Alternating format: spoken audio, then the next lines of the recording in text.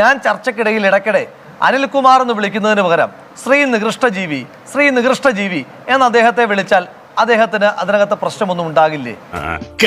സത്യമാണെങ്കിലും എനിക്ക് അംഗീകരിച്ചു കൊടുക്കാൻ പറ്റുമോ? അതല്ല, അനിൽകുമാർ പറയുന്ന ഒരു ആർഗ്യുമെന്റ് മറുപടിയായിട്ട് ഞാൻ പറയുക, അല്ലയോ പ്രിയപ്പെട്ട ശ്രീ പരനാറി എന്ന് ഞാൻ പറഞ്ഞാൽ അദ്ദേഹത്തിന് വേദന ഉണ്ടാവുകയില്ലേ? അത്രക്കുള്ള ബുദ്ധിയൊന്നും അതിനില്ലല്ലോ. അദ്ദേഹത്തിന് വേദന ഉണ്ടാകുന്ന ഈ പരാമർശങ്ങളൊക്കെ ഉയർന്നു വന്ന നാവ് അത് പിണറായി വിജയന്റേതാണ്. കേരളത്തിലെ ഇത്രയും മലീമസമായിട്ടുള്ള പദപ്രയോഗം നടത്തിയിട്ടുള്ള ഒരു മുതിർന്ന നേതാവ്, ആ നേതാവ് കേരളത്തിൽ ഇരിക്കുമ്പോഴാണ് കലാപാഹ്വാനത്തെ പറ്റി പറയുന്നത്. അതുകൊണ്ടല്ല ഞാൻ കൊളോക്കിലായിട്ട് പറഞ്ഞതാ. പിണറായി വിജയനെതിരായിട്ട് ഒരു ഉപമ പറഞ്ഞാൽ ആര് കലാപം നടത്തുമെന്നായി പറയുന്നത്? ആരാ ഇതിന് കലാപം നടത്താനായിട്ടുള്ളത്? വെറുതെ ചിരിപ്പിക്കരുത്. ഒരു മതപുരോഹിതനെ നികൃഷ്ടജീവി എന്ന് വിളിക്കുകയും പിന്നീട് മാധ്യമപ്രവർത്തകർ അതിനകത്ത് പശ്ചാത്താപമുണ്ടോ എന്ന് ചോദിക്കുമ്പോൾ പശ്ചാത്താപമില്ല എന്ന് പറയുകയും ചെയ്യുന്ന സാഹചര്യം ഉണ്ടാവുകയാ. എന്ത് ചെയ്യാനാടാ, ഞാൻ ഇങ്ങനൊരു ദുരന്തനായി പോയി. ഇന്നത്തെ ദിവസം MM മണി പറഞ്ഞിട്ടുള്ള വാക്കുകൾ എന്തൊക്കെയാ? ഇപ്പോ അദ്ദേഹം പറയുകയാണ് KPCCയുടെ പ്രസിഡന്റ് തലയ്ക്ക് സുഖമില്ല. ഞാൻ ഇവിടെ ഇരുന്നുകൊണ്ട് പറയുക, ഇപ്പൊ MM മണി എത്രയോ മുതിർന്നൊരു നേതാവാണ്.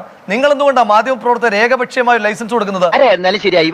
അധമമായ വാക്ക്, ഇത്ര അധമമായ സംസ്കാരം അത് MM മണിയിൽ നിന്നുണ്ടാവുകയാ, നിരന്തരമായിട്ട് ഉണ്ടാവുകയാ.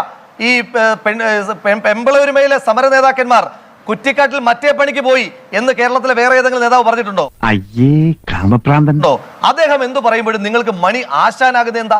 അപ്പോൾ നിങ്ങളുടെയൊക്കെ എഴുത്തിരുത്തിയ സംസ്കാരം മണിയുടേതായതുകൊണ്ടാണോ നിങ്ങളൊക്കെ അദ്ദേഹത്തെ മണി ആശാൻ എന്നൊരു ടാഗ് ലൈനിൽ അദ്ദേഹത്തെ ഇങ്ങനെ ഗ്ലോറിഫൈ ചെയ്തുകൊണ്ടിരിക്കുന്ന മാധ്യമങ്ങൾ? അങ്ങനെ നീ പറയരുത്, ചില മര്യാദകളൊക്കെ ഉണ്ട്. ഇന്നത്തെ ദിവസം PT തോമസിനെ എന്താ അദ്ദേഹം ആക്ഷേപിച്ചത്? ഈ ഇലക്ഷന് മത്സരിച്ചതിന് ശേഷം കോൺഗ്രസ്സുകാർക്ക് ഒരു സംസ്കാരമുണ്ട്, തെരഞ്ഞെടുപ്പിൽ നോമിനേഷൻ കൊടുത്തതിന് ശേഷം പെമ്പിള്ളമാരോടൊപ്പം ഉറങ്ങാൻ പോവുകയാണ്. അതാണോ കോൺഗ്രസ്സുകാരുടെ സംസ്കാരം? ഇങ്ങനത്തെ എന്തൊക്കെയോ ഹോബികളാണ്. ഇത്ര രൂക്ഷമായ സ്ത്രീ വിരുദ്ധത, പെൺപിള്ളമാരുടെ കൂടെ ഒരു ഉറങ്ങാൻ പോവുകയാണ്, കിടക്കാൻ പോവുകയാണ് കോൺഗ്രസ് നേതാക്കന്മാരെന്ന് പറയുന്ന രൂക്ഷമായ സ്ത്രീ വിരുദ്ധത പറഞ്ഞിട്ട് എന്താ താങ്കളുടെ മാധ്യമ സംസ്കാരം ഇങ്ങനെ നുരഞ്ഞ് പൊന്താത്തത് എന്താ ശ്രീ ഹാഷ്മി? ജീവിതം തന്നെ ഒരു വേഷം കെട്ടലല്ലേ ചേട്ടാ? അതോ MM മണിക്ക് മാത്രം നിങ്ങൾ ഇത്ര വലിയ ലൈസൻസ് കൊടുക്കാനായിട്ടുള്ള കാരണം എന്താ? അതോ MM മണി കേരളത്തിനകത്തോ കാശിന്റെ ഗുണമില്ലാത്ത നേതാവായിട്ട് നിങ്ങൾ തന്നെ മാറ്റിയിട്ടേക്കുന്നുണ്ടാണോ? ഒരു ക്രെഡിബിൾ അല്ലാത്ത നേതാവായതുകൊണ്ട് എന്തും പറയാം. വേദവാചകങ്ങൾ പറഞ്ഞു കൊടുക്കുന്ന ഒരു സന്യാസി വര്യനായ ഒരു പിതാവിനെ നികൃഷ്ട ജീവി എന്ന് വിളിച്ച ആ വാക്കിനെ ഈ തെരഞ്ഞെടുപ്പ് ഘട്ടത്തിൽ അരമന കയറിയിറങ്ങുമ്പോഴെങ്കിലും പിണറായി വിജയന്റെ പാർട്ടിക്കാർ തള്ളി പറയുന്നുണ്ടോ?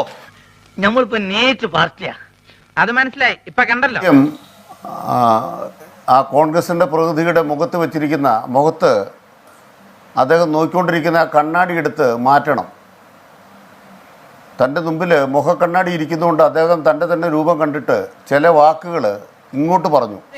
വെറുതെ ഒരേ ഇടാകൂടങ്ങൾ ഉണ്ടാക്കണ്ടോ? കണ്ണാടി ഒന്ന് ഹാഷ്മി മാറ്റി കൊടുത്താലേ അദ്ദേഹത്തിന് ആളെ വ്യക്തമാകും. ഉപയോഗിക്കാൻ പാടില്ലാത്ത വാക്കാണ്. ഉപയോഗിക്കാൻ പാടില്ലാത്ത വാക്കാണ്.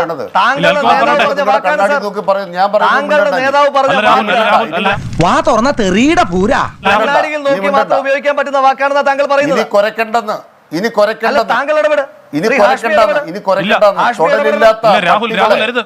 തൊടലില്ലാത്ത പട്ടികളെ ശീലം താങ്കൾക്കായിരിക്കും. താങ്കൾക്ക് തുടലുണ്ടാകും, താങ്കൾ ബിസ്ക്കറ്റ് കഴിക്കുന്നുണ്ടാകും. രാഹുൽ പറഞ്ഞപ്പോൾ അനിൽ മിണ്ടാതിരിക്കുകയാണ്. ശരൽകുമാർ പറഞ്ഞു പൂർത്തിയാക്കൂ. ഇനി പറ, ഞാൻ കേക്കട്ടെ. തൊടലില്ലാത്ത കുറെ പട്ടികളെ ഏതെങ്കിലും ഒരു സങ്കേതത്തിൽ ആരെങ്കിലും വളർത്തുന്നുണ്ടെന്ന് കരുതി കണ്ണാടിയിൽ അവർ നോക്കി കുരയ്ക്കുമ്പോൾ അത് മറ്റാരെങ്കിലും ബാധിക്കും എന്ന് യാതൊരു തെറ്റിദ്ധാരണയും ഞങ്ങൾക്കാർക്കുമില്ല. അയ്യോ, അവന് കിട്ടിയതൊന്നും പോരാ. കുറയും ഈ പ്രയോഗം നിങ്ങളുടെ കണ്ണാടിയിൽ നിങ്ങളൊക്കെ നടത്തിയാൽ മതി, നിങ്ങളുടെ കളരിയിലൊക്കെ നടത്തിയാൽ മതി. ഇതൊന്നും ഇവിടെ ചെലവാകത്തില്ല. അല്ല, ശ്രീ അച്യുതാനന്ദനെ വെട്ടിയെരിഞ്ഞാൽ പട്ടിക്കിട്ട് കൊടുക്കണം. ഈശ്വര, ഇതൊക്കെ എന്റെ തലയിലാവൂലോ. ഇതങ്ങോട്ട് കേട്ടോ. ചർച്ചയിൽ ഞാനില്ല സാർ.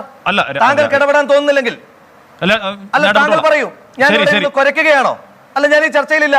അങ്ങനെ CPM-കാരൻ എന്തെങ്കിലുമൊക്കെ പറയുമ്പോ ഇവിടെ നിന്ന് കേട്ടോണ്ടിരിക്കാനായിട്ട് AKG ശവൻറിൽ നിന്ന് ശമ്പളം പറ്റുന്ന ആളല്ല ഞാൻ.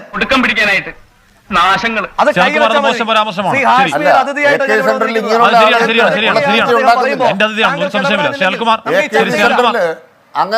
അങ്ങനെയുള്ള AKG സെന്ററിൽ അങ്ങനെ പട്ടിക്ക് കൊടുക്കാനുള്ള ബിസ്ക്കറ്റ് ഉണ്ടാക്കുന്നില്ല. ഞാൻ ഇവന്റെ 2 വാങ്ങിച്ചിട്ടേ പോവുള്ളൂ. ഞങ്ങൾ പട്ടിക്ക് കൊടുക്കാനുള്ള ബിസ്ക്കറ്റ് AKG സെന്ററിൽ ഉണ്ടാക്കുന്നില്ല.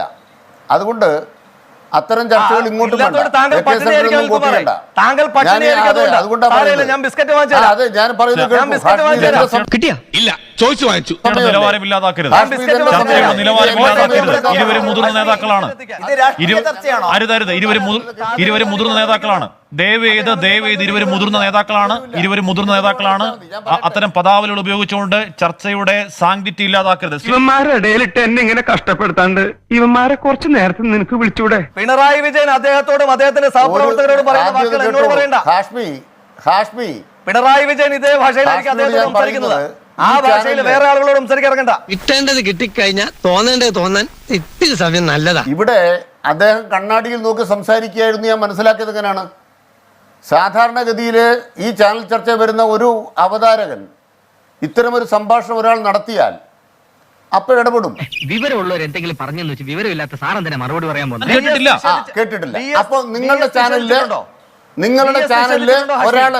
BS ഒരാള് BS നിഷേധിച്ചിട്ടുണ്ടോ? അല്ലല്ലല്ല രാഹുൽ ഒറ്റ മിനിറ്റ്. രാഹുൽ ഒറ്റ മിനിറ്റ്. ഇല്ല രാഹുൽ ഒറ്റ മിനിറ്റ്. BS നിഷേധിച്ചിട്ടുണ്ടോ ഹാഷ്മി? കൺഫ്യൂഷൻ ആയല്ലോ.